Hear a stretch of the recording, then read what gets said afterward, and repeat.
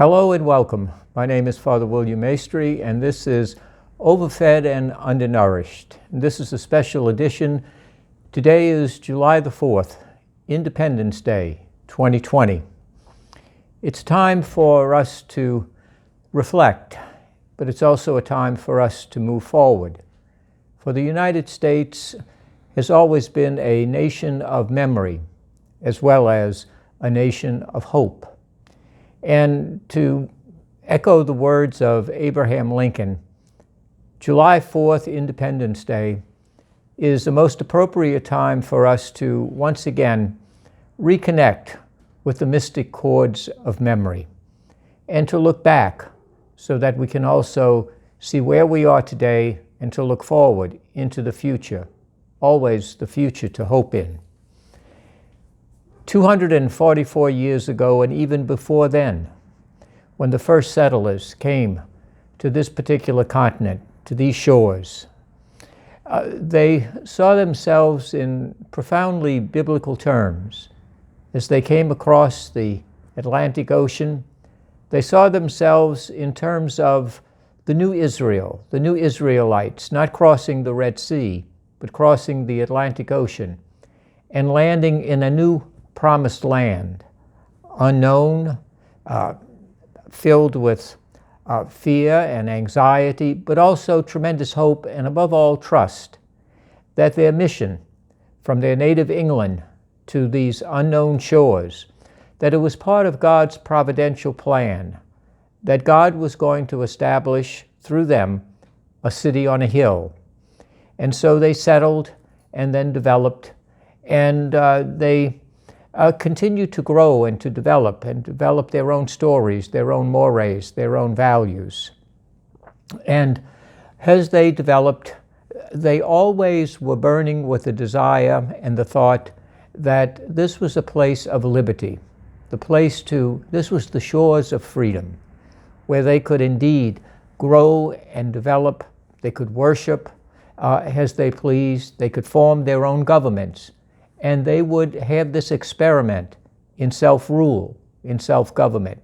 It was a brand new experience within world history, the idea of forming self-directed lives.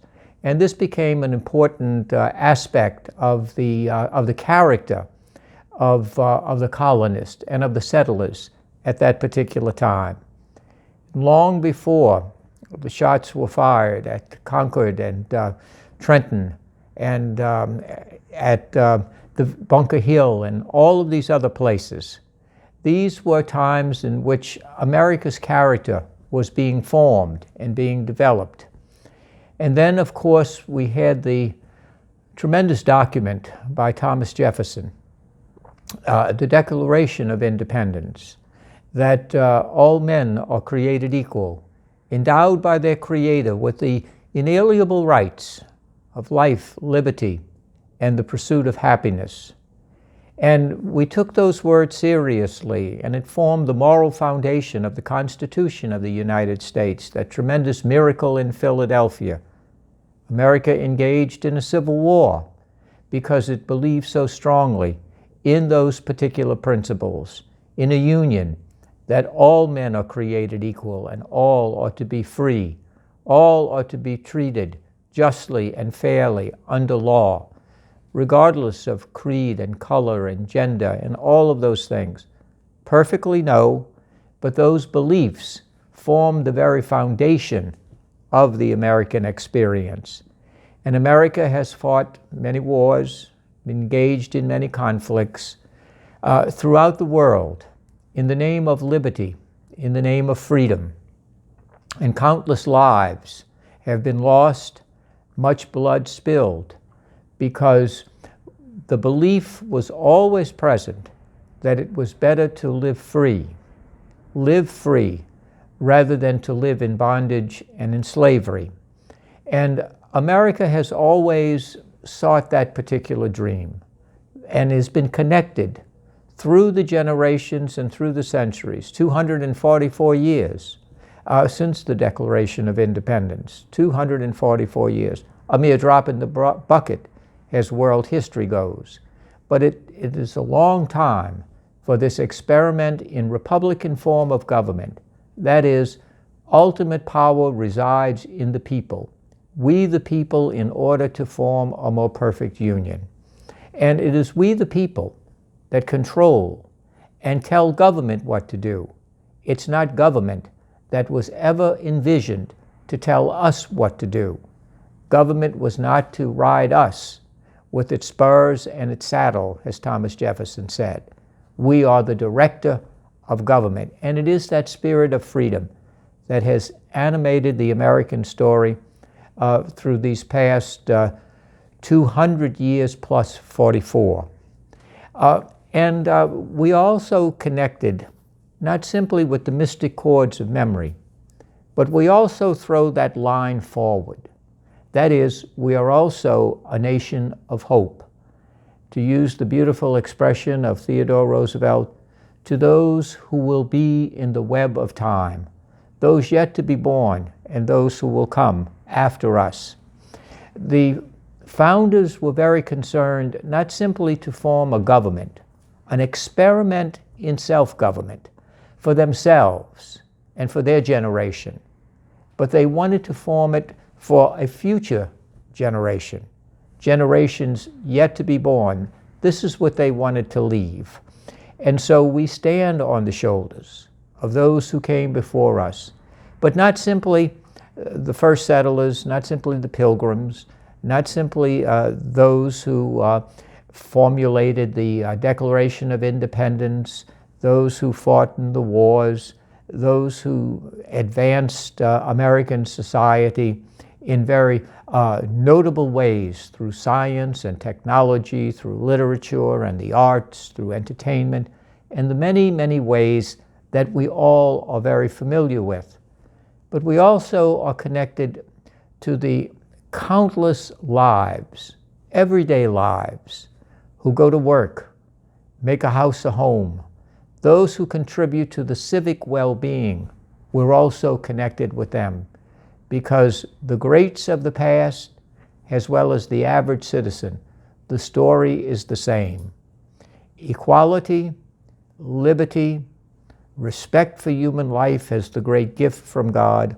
All human life, all persons, are sacred and important because they carry the very life breath of God.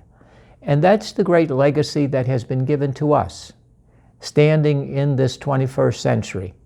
And it falls to us, it's our responsibility, that we also pass that forward to those who indeed are in the web of time, those who will come after us. Certainly here in the 21st century, on this Independence Day in the 21st century, we find ourselves with many challenges, especially at this particular moment in our country's history. But it's challenges that we are well equipped to meet because the foundation is strong. The foundation has been built upon that which is moral and good, that which is founded on the very will and wisdom of Almighty God. America is a nation blessed by divine providence. It is blessed with abundant gifts, not simply material, not simply physical and intellectual and technological, but it's built with a character, a spirit of good and evil, of right and wrong, of just and unjust. Lincoln talked about the importance of forming a more perfect union, a more perfect union. America is always a work in progress, always becoming. That's why we are a people of hope.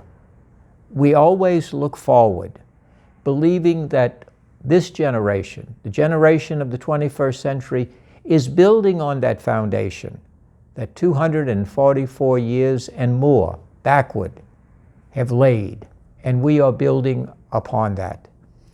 This is a day to acknowledge our blessings that we have received from Almighty God, and it is also a time for us to critically examine ourselves to see how we can become better, how we can become that more perfect union that President Abraham Lincoln spoke about.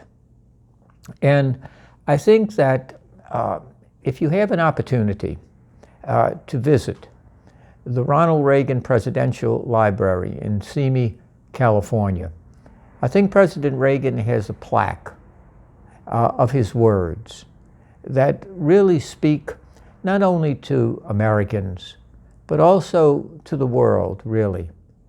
He said, in the final analysis, I believe that people are good, and that the good wills out over evil.